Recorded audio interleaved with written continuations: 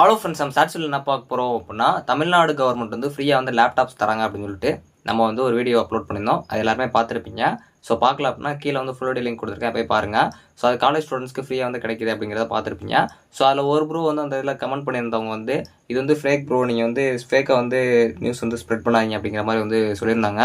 So அவங்க ஏன் அப்படி சொல்கிறாங்க அப்படிங்கிற நானும் வந்து செக் பண்ணி பார்த்தேன். எந்த ஒரு அப்டேட்டுமே வந்து இது ஃபேக் அப்படிங்கிறது கிடைக்கல. ஸோ இருந்தாலும் அவங்க சொல்கிறதுக்கான ரீசன் எதனால் இருக்கலாம் அப்படின்னா, வாட்ஸ்அப்பில் பார்த்தீங்க அப்படின்னா ஒரு லிங்க் வந்து ஸ்ப்ரெட் ஆகிட்டுருக்கு. வந்து தமிழ்நாடு கவர்மெண்ட் வந்து இந்த மாதிரி ஒரு மடிக்கணி திட்டம் தராங்க, அதனால் வந்து இந்த லிங்க்கை கிளிக் பண்ணி ரெஜிஸ்டர் பண்ணுங்கள் அப்படிங்கிற மாதிரி சொல்லியிருக்காங்க.